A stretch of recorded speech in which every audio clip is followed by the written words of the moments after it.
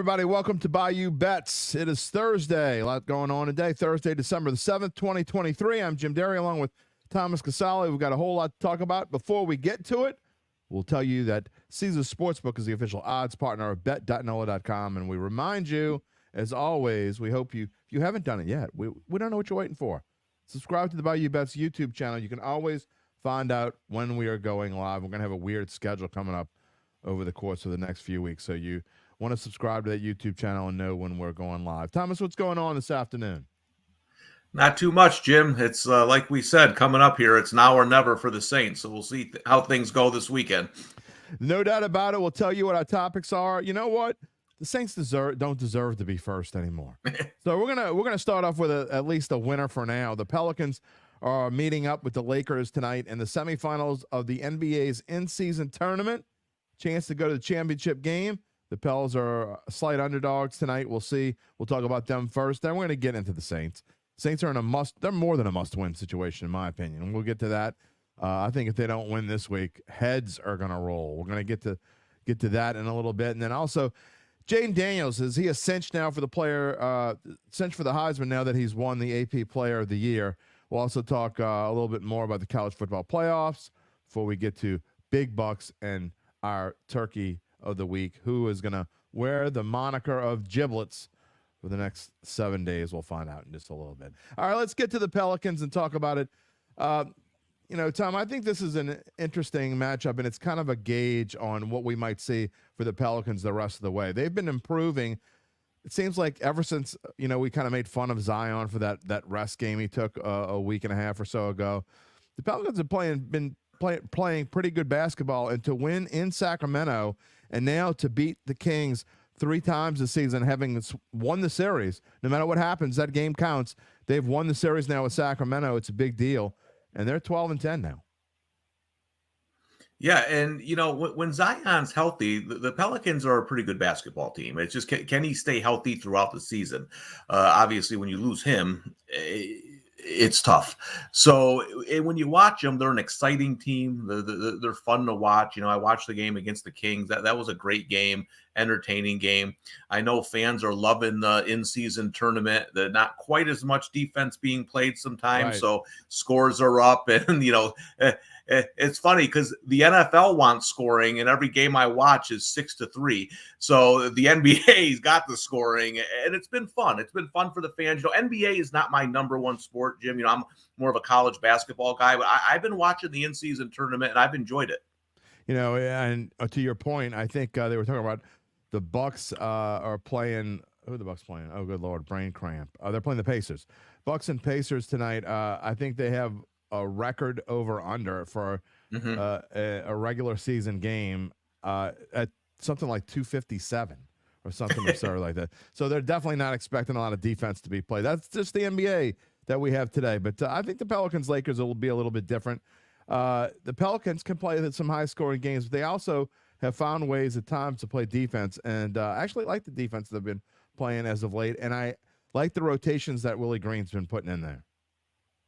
I do too. I was actually just going to say that myself. Is I kind of like the way this team looks right now with the mix of players, and I think that's a big part to a basketball, both college and pro. If you have more than those 5 guys, how do you use those players?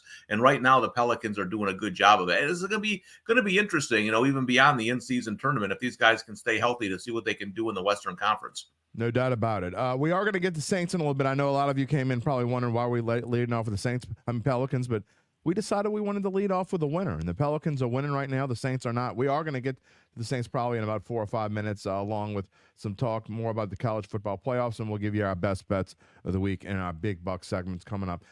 Speaking of the Pelicans, also, when I do this slide, when you're this point of the year, you don't get a whole lot of changes when you're talking about futures, but there were some changes.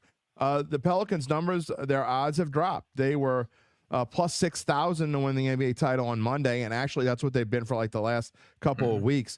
And that number got lower along with the Western Conference number, went from 2,500 to 2,000. To win the Southwest Division number changed, dropped to plus 190. So not nearly as a bargain as they were before with these futures. And obviously the IST winner, when you win a game, they were plus 700 before the thing started, now plus 275. I mean, that's no surprise there. But some of these other numbers, I mean, I'm not saying to go out and throw money on the Pelicans to win the NBA title, but it shows what kind of respect that they're getting from bettors. Yeah, no doubt about it. And I think there's still some value here if you like them, to make a run. Here's the thing, though, Jim, about like these odds. And, like Brock Purdy's the MVP favorite right now, right? Listen, the MVP favorite on Monday is going to be whoever wins that Eagles-Cowboys game Sunday night. So sometimes there's over adjustment here. And I know you and I like to look at numbers on how we bet.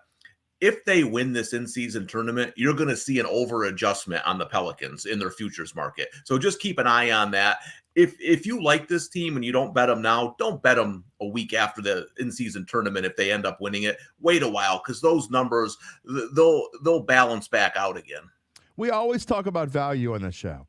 And when we talk about what we're betting on, it's not necessarily that we think that so-and-so is going to win whatever. I mean, if we're getting good value, like take, for example, we talked about Christian McCaffrey as MVP. And I know this is our NBA segment. Well, I'm just trying to make an example of something. Christian McCaffrey at plus 1,600. Do I think he's going to win the MVP? No, but I think he's a good value. I definitely think he has a chance to win the MVP. And so when you're talking about odds, you can no longer bet on Dak Prescott right now. His odds are too low. You can't bet on Brock Purdy right now. His odds are too low. Even Tua, there might be a little bit of value, but he's gone from 525 to 900 or 1,000. So maybe you do want to bet on him now. But it's about finding the right time to bet a team. It's the same when you're watching a game and you're trying to get a good live number. You got to wait almost till they do something bad to get the right number. You can't go bet it after a team goes on an 8-0 run in basketball or scores a touchdown in football. Yeah, and I, futures is kind of what I do, and it's the thing about betting futures is you have to be okay with a losing record, because if you go to my app where I track my bets, my futures are like 12-21, but I'm plus like 50 some units. Exactly. You're trying to find good numbers where you have a shot, right? Like when I had the shot with the UTSA Tulane, it didn't work out, but I bet that 4 months ago. And you were hoping to get to Tulane with a chance. And that's why you're betting numbers. I do think one of the reasons why books clean up on the futures market is for what you said. I think people bet low numbers just to try to win, and they're not getting any value there. It's, like, I don't know. Are you going to bet Michigan to win the national championship right now? I'm not. You know what I mean? Like, there's absolutely no value in that number. Well, I mean, that's a perfect example. Whenever you ask yourself, how can this lose? You don't need to ask yourself that, because there's a good chance they're going to lose. If you say, how can this lose? It'll find a way. Trust me. We've learned many times. But again, going back to the Pelicans, if you want to bet them, I think even though I don't think they're necessarily going to win tonight, I don't think their futures as they go along, I don't know that you're going to get better odds than this. So I'm not telling you to go jump on the Pelicans, but if you do like them, I think plus 5,500 is a pretty good number. Again, I don't think they're going to get any better than that. And if they do, you're not going to want to bet them anyway. So I think now is a good time. If you want to bet on the Pelicans, now is the time to do it. We'll see how they do against the Lakers tonight. If they win this game, they will take on that Bucks-Pacers winner on Saturday night in Las Vegas. This game also in Las Vegas, making the Lakers change their uniforms. They can't wear those black uniforms, I guess, because they don't jive with the court. So I guess that means the Pelicans can't wear theirs either. We'll see what they're wearing tonight. All right, we're going to move along and talk about the Saints. And look, I think you and I both agree. There's no question that this game is a must-win. You're playing a one-win Panthers team. I think it's beyond a must-win. I mean, you have to, if they don't win this game, they need to just scrap the whole season, and somebody's head might be on the chopping block if they can't win this game. Yeah, listen, they're an interesting team. My son joked to me last week. He's like, "Boy, you went to work there. The Saints can't win a game." Yeah. They're an. I think, Jim, you and I have a similar take on the Lions game. We're not as down on the performance in that game because I thought they didn't get off the bus, right? They were down 21-0. And I was like, ooh, here we go. This is the 49-3 game. But they came back and they had a chance to win the game at the end. I know it's not a win, but at least they didn't quit, right? You know when a team's about to quit. I think that little nugget there that they didn't quit bodes well for this week. They got to beat the Panthers. As many problems as the Saints have, the Panthers have 99 more. So they have to win this game at home. There's no question about it. And as we sit here, we don't even, and I think it's ridiculous, by the way, we don't know who the starting quarterback is yet. Yeah. Common sense tells you that it's Jameis Winston. And by the way, we welcome your comments and questions. I know a lot of people would like to chime in on that when we bring up the names Jameis Winston and Derek Carr.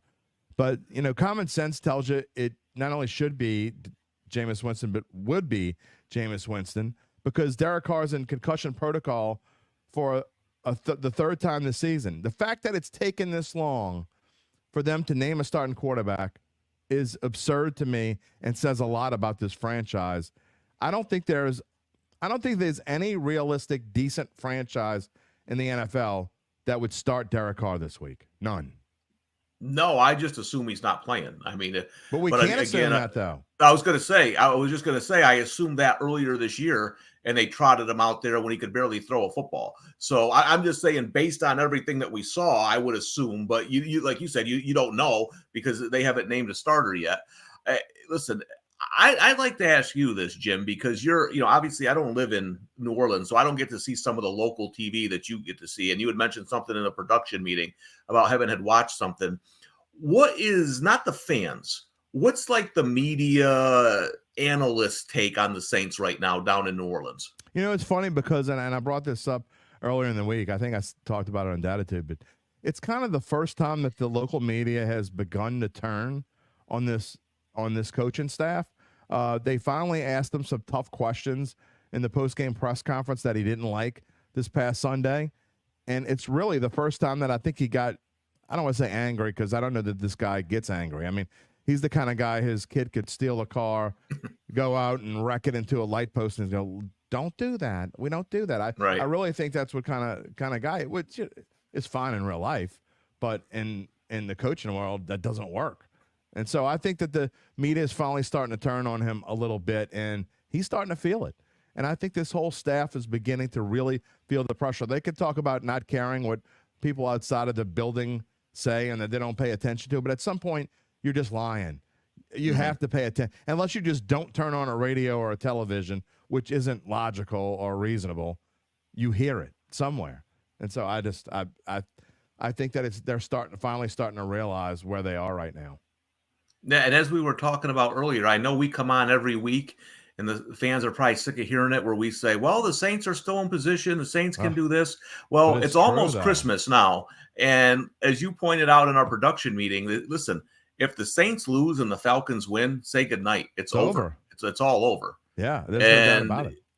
Yeah, right now the Saints are the longest I've seen them to make the playoffs at plus 240. So this is an absolute must win. And I agree. If they lose to the Panthers, someone's head's going to roll. And when you're talking about just this team, here's the scary thing. I like to do this is after you get past week 4 or 5, especially this part of the year where you only got 5 games left.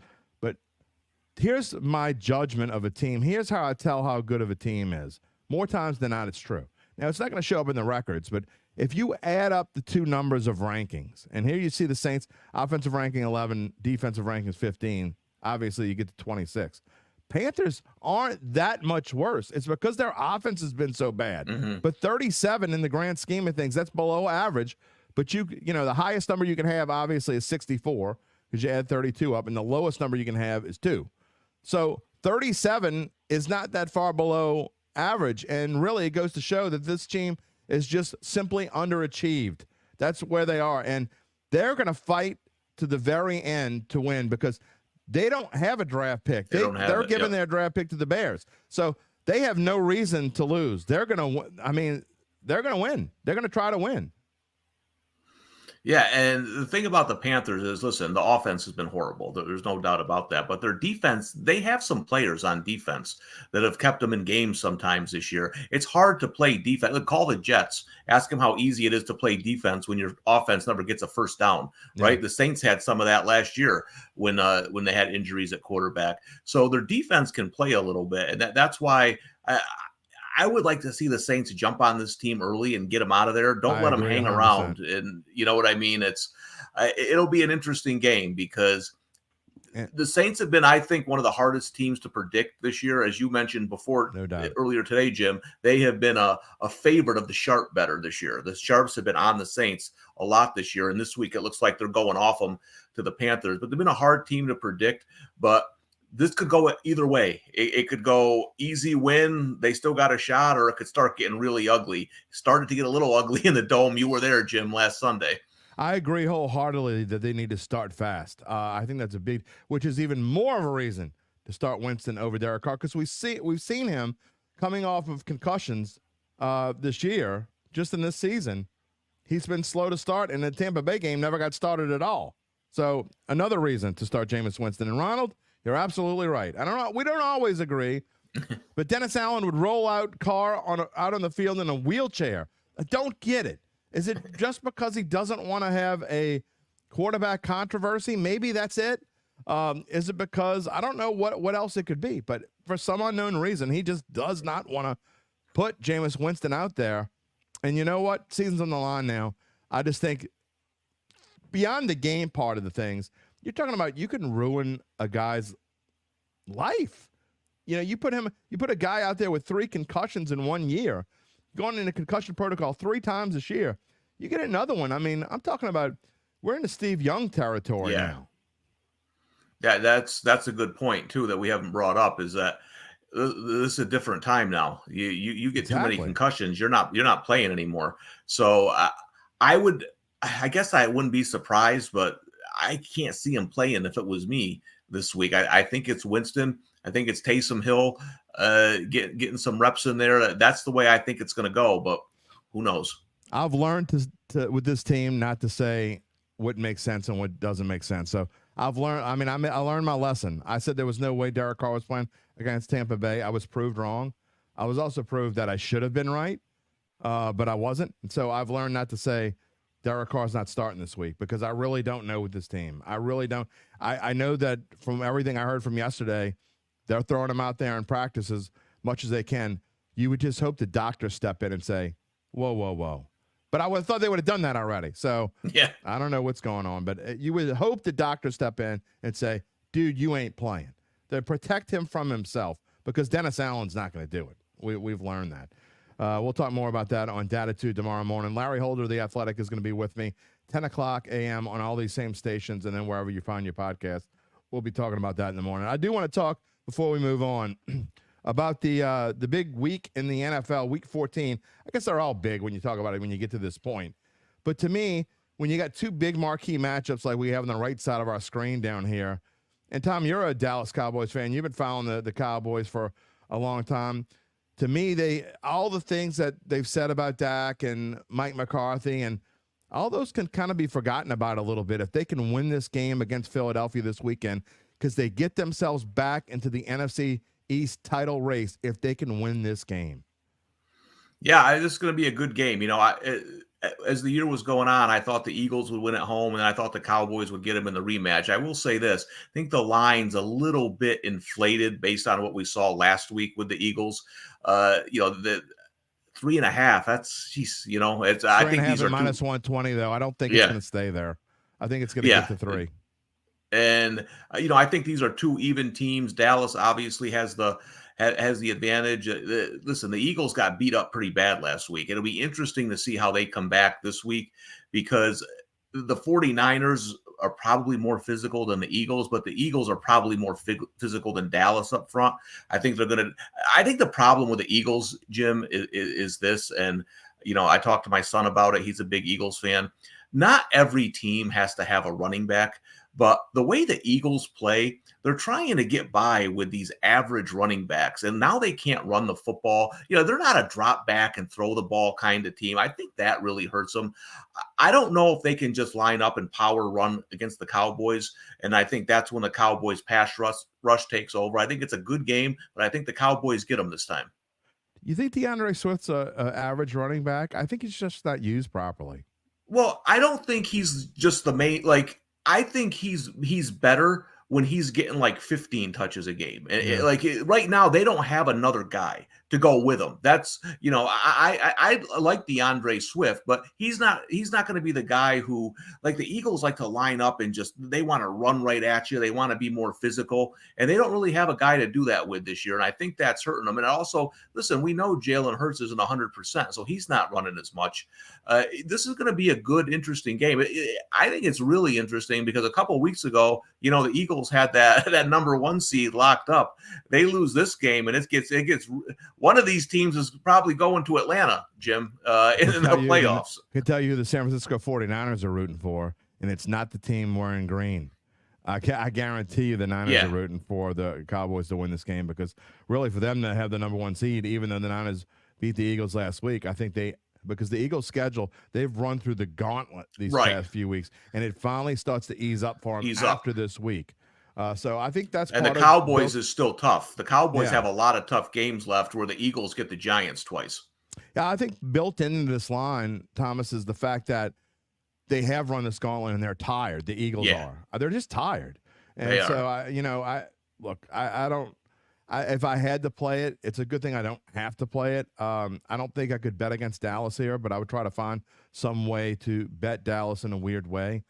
Maybe not. I'm definitely not betting them at 3.5. If you're just a degenerate and you can't not bet a Sunday night game, then do what you got to do, play an alt line or whatever. But I really think this game gets a 3. If you like the Eagles, I say bet it now. If you like the Cowboys, wait till Sunday. I really don't think this line's going to stay 3.5. We'll see. No, this is going to be one of those rare games, Jim, where it's a Sunday night game, and I think more people are going to be on the Eagles than the Cowboys, only because they're the underdogs. Yeah, on America's team, their line's always inflated, but the Sharps are taking advantage. And by the way, too, if it gets to 3, you may see it pop to 3, then pop back to 3.5, because Sharps love to bet that middle if they can and get every edge they can. They're not betting it right now at 120, though. I can tell you that. All right, Bills and Chiefs. I find this is an interesting game. None of these games, by the way, I do have a derivative of the Bucks-Falcons game in my big bucks, so I'll talk more about that game when we get to big bucks section. But I will say that Bills-Chiefs is, to me, I don't even want to touch this in a teaser. I don't want to I mean, logically, the Bills at plus 7.5, it sounds good in a teaser. But I think either the Bills win this game straight up, and you take the plus 105. I actually was looking at an alternative line of minus 2.5, but it was plus 140. Now it's only like plus 120. I think you either take the Bills money line or you take the Chiefs in some kind of derivative, because I don't know what's going to happen here. The Chiefs have played so bad as of late, and the Bills are fighting because their season depends on it, but that's too easy. Everybody can see that. It's just I don't think there's a middle ground here. I don't think it's going to be, if it's super tight, I think the Chiefs win. Yeah, this is an interesting game. I was looking at it, trying to find an edge, and similar to what you said, these aren't the same teams of last year or 2 years ago. They're just not. The Chiefs defense has played well most of the season. The Bills they're on life support. They need this win. I don't know why. I got a feeling we're going to see some points. I just feel like when these two teams get together, two quarterbacks running around making plays. I mean, that's the Bills' best play this year, is Josh Allen running around and throwing the ball. So I don't think either team's going to run the ball overly successfully in this game. So I could see some points. But this is, like you said, this is a tough game, I think, to handicap. It's really a tough game to handicap. Like I said, I mean, it wouldn't surprise me at all if the Bills lost by 10 or won by 10. It just wouldn't. So it's not one that I want to play in any shape or form. Before we move on, Billy's saying that the Saints lose, they should get a top 5 pick in the draft. I don't think so. I think that ship has sailed. I don't think they're going to be in the top 5. I think they might be 8 or 10 at best, or at worst, depending on how you look at it. And then Kermit said, then again, maybe not. No doubt about it. So it's just a weird game. Jim, four of those picks, I think, are taken, right? Because you got the Bears with 2, you got the Patriots with 1, and you probably got the Giants at 4, right, in that mix. So it's going to be tough, I think, to get the – yeah. And if they can't beat the Giants, they got a whole. I mean, we're going to have to add more shows to the docket if they can't beat the Giants. Found that interesting that Tommy DeVito is going to remain the starter. For Ryan Daboll, even though Tyrod Taylor has come off of IR and is ready to go, and probably will play the backup role this week. Bucks Falcons, as we said, look, It's pretty simple. If the Bucks can't win this game, they're done. If the Bucks lose and the Saints lose, the Falcons have like a Christmas present because they're skate walking to the NFC South Championship. So it's going to be an interesting game. I think this is going to be a really tight game. Again, I don't want to get to it yet because it is in my big bucks. We'll talk about that in a moment. Before we get to big bucks, one last look at the college football playoffs, at least for this week. We're going to talk about it again next week. You see the title odds there in the bottom right of your screen. Washington a value at plus 750? Maybe. But before we get to the games themselves, Tom, I want to talk about Jayden Daniels as named the Associated Press Player of the Year today. And that's kind of an indication that he's a cinch to win the Heisman, in my opinion. Yeah, I think he wins it. Like I said, I think the vote's a little closer than people think because I think the West Coast people who are going to vote for Bo Nix are going to switch to Michael Penix. I don't think it's going to be enough. I'd have voted for Daniels either way, regardless of what happened in that Pac-12 championship game. I know there's people who disagree with that, but listen, the guy's had a phenomenal year. His numbers are better than Joe Burrow. I don't know what else to tell you. So it's I think he wins it, and Penix finishes second. You've seen that number in the ReliaQuest Bowl. It got past that 10 threshold. People are betting on LSU. It's up to 10.5 now. Where will it finish?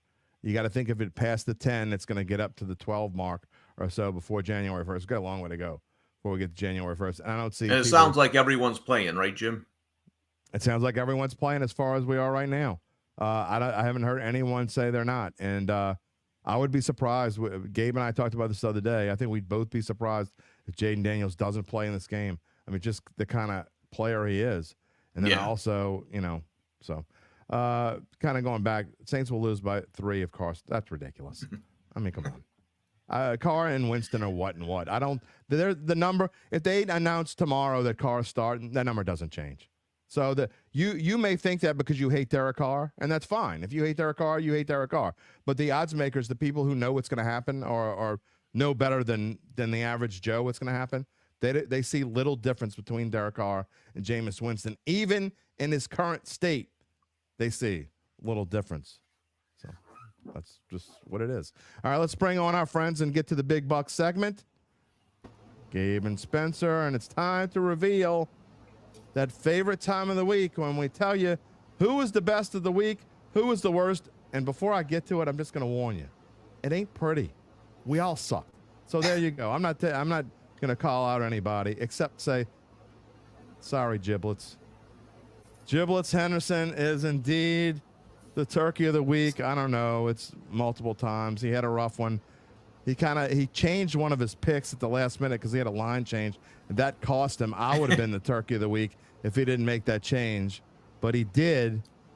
And we're going to go, when we make our picks this week, we'll go in the order from worst to first. That means, Gabe, you get to go first. Sorry, pal. Sorry you got to wear that thing. It's okay. I just wish you wouldn't have texted me about the Alice line movement. Gabe, I got to admit that thing's kind of hard. People who don't have this turkey hat, it's kind of hard to put on. For whatever reason, the way Gabe's head is shaped, it looks the best on you. So that's because you keep can't wearing see the whole thing. Yeah. I don't know if it looks best on me or if you've gotten used to it on me. Well, maybe we'll find a way to get you like a Santa Claus hat to go with the turkey hat as we go forward. Because I don't know. I mean, I'm not ribbing you. I just think it's probably not the last time you're going to be wearing it this year. That's just my guess. We'll see. I hope it is. For I like your picks this week. Let's get to them. Yeah, for sure. I'm starting off with a teaser. I like Indy +7 and Denver +9. Listen, Indianapolis's offense looks good. I don't think Jake Browning is all what he's made out to be over the last few days. So give me Indianapolis with the touchdown there. And then any day of the week and twice on Sunday that you give me any well-coached team, I'm talking about Denver, when you give me 9 points against Brandon Staley, I'm going to take it. I mean, that's as easy as they come. I think, Brandon Staley should have probably been fired last year. If not, then for what he did last weekend, because that performance in New England was atrocious. Give me Denver +9 to bounce back. I even think they could win that game outright. Jacksonville, Cleveland over 25. Jets and Houston over 27. Listen, these are two low totals that I tease down a little bit. If you're going to play them regularly, I like the under. But I like that little sweet spot where you can get over 25 and over 27. All Texans-Jets meetings have gone over that 27. All 9 all-time. And all but one game between the Jags and the Browns that they've played this season has gone over 25 points, and that was Cleveland's 13-10 win over Pittsburgh. I think they'll combine. I don't know how they'll get there. Same with my next pick, Steelers-Patriots. I don't know how they'll get over 30. I just feel like they will. I'm fading the popular pick there, and I'm siding with the trends that Jim cited in his weekly picks for games with totals this low. I like the Army-Navy over. It's gone over 27.5 points in 3 of the last 4. And let's be honest, guys, I'm missing overs with LSU not playing every weekend.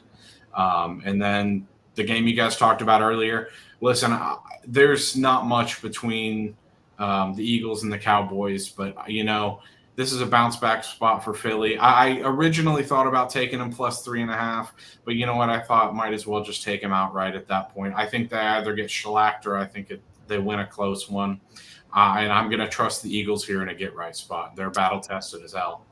If that game were to drop Steelers-Patriots at 29.5, which I don't think it's going to because that's kind of a key number there, but it would be just the 7th game in the history of the NFL since they began doing this in the late 70s where a game was below 30. And interestingly enough, all 6 previous games that were below 30 were in the same weekend.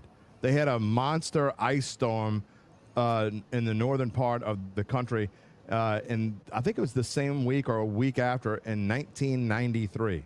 So 30 years ago, they had a major cold snap ice storm, and we had 6 totals that were below 30. Other than that, never happened before.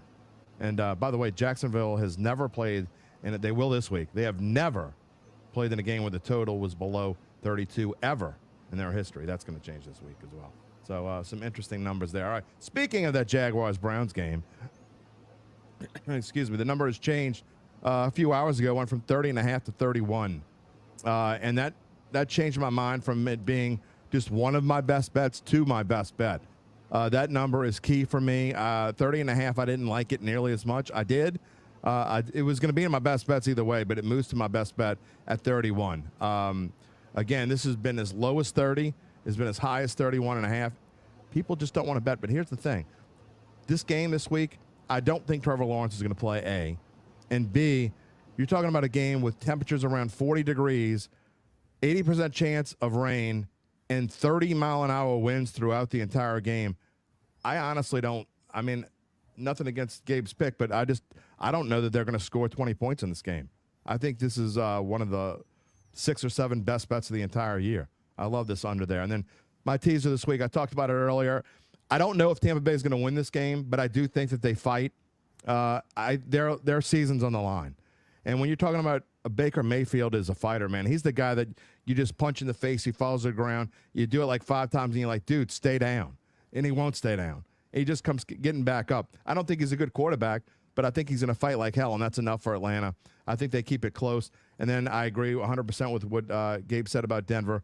You give me Sean Payton against Brandon Staley, I'm taking Sean Payton 100 times out of 100. Raiders +3 over the Vikings. A bad team, or at least average at best team, is going across the country and playing a team that's played, I think, fairly well since they changed coaching staff, and you're going to give me 3 points at home? I'm going to take them. Giants and Packers, I like the over 37. The Monday night jinx has been broken. I got to be honest. I like what I've seen out of DeVito. Enough to where I think they can score 20 points or so. Yeah, exactly. Give me some of that. I don't know whether they cover against the Packers, but I actually think that's a decent game. Jordan Love and company coming off of a big game last week, emotional win over Kansas City. I think they're able to score. The weather conditions right now in New York for next Monday night look great. It's just a little chilly, but not a whole lot of wind and no rain. So I like their points to be scored. And then Bears +3 over the Lions at +105. Caesars refuses to make this spread 3.5, which is what it should be. They're refusing to do it. So you know what? I'm going to go contrarian. I'm going to take the Chicago Bears because the Lions, they're going to have trouble with the entire Bears running game. The Bears are number 1 in the NFL. I never thought I would say this. Not since 1985, I don't think it's happened. They are number 1 in the NFL against the run. So that's going to be a big deal, and that is going to cause the Lions to back up a little bit. We'll see. I like the Bears. I think they're going to win this game outright, but I'll take the 3 points at plus 105. What you got, Thomas? Yeah, it's getting tough sledding for me It because is. college football's over, so I had to go to the FCS playoffs. Listen, South Dakota, they're getting plus 6.5 in that with North Dakota State. For some reason, I always mess up that one that's in the bottom left corner. I don't change that minus for some reason. That's okay because the line doesn't make a lot of sense to me. These two teams they hate each other. They played earlier in the season. South Dakota won at North Dakota State. I think this is going to be a tight game either way, so give me the 6.5 with the Coyotes at home. Montana and Furman, 2 of the top 5 defenses in FCS. But here's the thing about FCS football. Most of the conferences have 2 or 3 really good teams and a bunch of bad teams. So sometimes when you get in the playoffs, the defenses are a little bit overrated.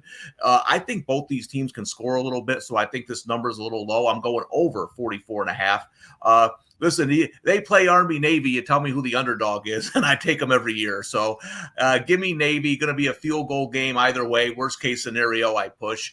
Bengals over the Colts. I'm down with the Bengals. I think they got some juice last Monday night. That was a heck of a game they played. It really was. I thought they played really well. I think they get the win over the Colts here. Joe Mixon with the big game. Yeah. And then my teaser, I took the Jets 9.5 over Houston. Houston's a contender now. They're going on the road facing the Jets. I think that could be a sluggish game. Took the Eagles plus 9.5. I don't know who wins that game, but I don't think either team wins by 10. And then I'm fading Tommy DeVito. I don't care if his dad can put in a heating system in record time. None of that matters to me. Give me the Packers to win that game in New York. Just seems too easy, doesn't it?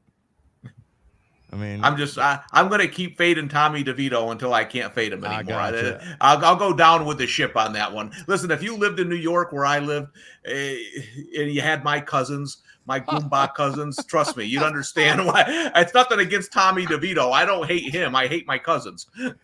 Oh, well, my wife's maiden name is Anselmo. I completely understand where you're coming from. So I get it. Jeb, interesting note about the Jets-Houston game, by the way. Be the first time since he played at Ohio State that C.J. Stroud's going to play in weather like he's playing in this weekend. And he doesn't have Tank Dell, and he's got a limited Noah Brown. So that's an interesting scenario. If he comes out of this game, I'm going to have to give Gabe all of his props. If he plays well against this Jets defense and that nastiness, I'm giving Gabe a bunch of props and giving C.J. Stroud his props because he can lock up. Not that he hasn't done it already. He can lock up the Rookie of the Year, I think, this week with a win. All right, Spence, what you got?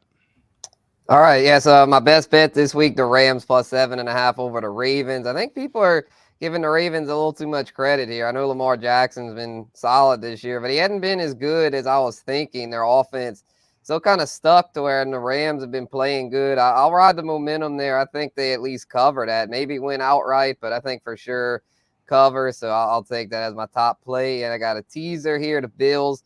I'll take the Bills with the 7.5. Not sure if they'll win it outright, but I think that'll be a back and forth game. I think they'll keep it within at least a touchdown. And I'm with Thomas on the Packers. I don't trust the Giants offense one bit, so I'll take the Packers. They at least win that game, even though they've got some injuries on offense with Christian Watson and Aaron Jones.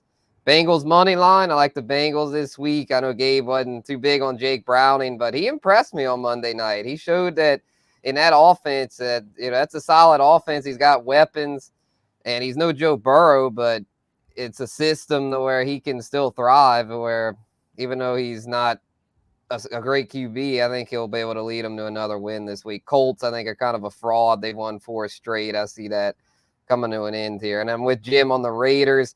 Getting the 3 there, I don't think the Vikings are that great right now. Josh Dobbs and turnover prone, so I think the Raiders could definitely win outright, but I'll just take the points there to be safe. And then I've got a 3-leg parlay this week. Y'all got of all totals, got the Patriots Steelers under 30. That is so ugly, y'all. I'd take the under. I would not take that, even though it's so low. The over, it's tempting. Just take the under. I don't see either team scoring more than like 13 points. And then Chiefs-Bills over. I see that being a shootout. I think the Chiefs offense gets back on track, and we all know what Josh Allen can do. I think he'll keep pace with Mahomes. And another under, Packers-Giants. Packers are beat up, and Tommy DeVito, do not trust him. So I'll take the under there. Mabel's been right a lot the last few weeks, and Mabel loves them Bengals. Y'all are jumping on the pecan pie bandwagon. The fruitcake, you get free fruitcakes if you win that game. Yeah, Nice. well, Jim, you guys should thank me for taking the Bengals, because I was actually going to take the Raiders +3, which would have had no chance, because we would have all had it. I think, well, at least three of us would have had it. So you could have erased that one. Yeah, insta loss when 3 or more of us are on the same game. I mean, you want to talk about big bucks? If you watch this segment every week and 3 of us are on the same bet, you take a mortgage payment and go bet the other way, and you're going to have a free month living at home, baby. It's going to be easy sitting. All right. Final thoughts from our crew here. We'll still go from right to left on your screen. Spencer, what you got? All right, yeah, this is a huge week for the Saints. Obviously, a must-win, and I know y'all talked about the Jameis Carr situation earlier, and yeah, I'm with some of the commenters here. To me, if they don't start Jameis and they lose with a beat-up Carr, I think there's a decent chance they fire Dennis Allen. I really do, because you're not only putting the team at risk, you're putting Derek Carr himself at risk, and he's the guy you just paid a lot of money. You're stuck with him at least for next year. And if he would get yet another concussion, then it's just they better not butcher this. They got to start Jameis this week. Gabe? I think I agree with Spencer in the fact that they have to start Jameis. I have a sneaking suspicion. I told you guys earlier, and you looked at me sideways. I just have a sneaking suspicion that the Carolina Panthers win this game. I don't know what it is. I think it might be that carefree attitude that you guys talked about earlier. Maybe it's the fact that I'm wearing blue right now. I don't know what it is, but I'm going to go out on a limb and say they potentially win that game. And if they do, as you said earlier, heads a roll. I think you've been living – I know you live in Houston, but you must have been hanging around with Houdats, because I guarantee you there's probably about 80% of the Houdat population right now thinks that the Saints are going to lose this week, because that's who they are. They think that when things are bad, they're always way worse than they really are, and when things are good, they're always way better than they think they are. It's always somewhere in between. I think that's where we are right now. Thomas? Yeah, I'll give you the secret weapon. I know no one cares about my fantasy team, but I need a win this week to get to the playoffs. Me too, and at buddy. tight end, I got Taysom Hill. Taysom Hill, 3 touchdowns this week, 2 rushing, 1 throwing. The Saints beat Carolina and survive and live for one more week. Yeah, I'm going to get my official pick tomorrow on Datitude, 10 a.m. on all these same social media channels. To Spencer's point about firing Dennis Allen, there was a group back in the late 80s, early 90s called Go West, way before your time, obviously. But they had a hit song. Their biggest hit ever was called The King of Wishful Thinking. And that's what you are right now, my friend, the king of wishful thinking. They are not going to fire Dennis Allen. I think they could lose 56-0 to the Panthers. They'd fire somebody, but it ain't going to be Dennis Allen. We'll see how that goes. Again, more on this on Datitude. We thank you for joining us here on Bayou Bets. Before we go off the air, we'll remind you one more time that Caesar Sportsbook is the official odds partner of bet.NOLA.com. We thank them for sponsoring our shows and our content all year long, and we ask you politely to subscribe to the Bayou Bets YouTube channel. We've got a weird schedule coming up over the course of the next few weeks. You can always find out when we're going to go live. You can find out when Datitude's going to go live. I just told you, but in case you forget, you might want to subscribe. For Thomas Casale, for Gabe Henderson, for Spencer the Guru, I am Jim Derry. Everyone have a great weekend.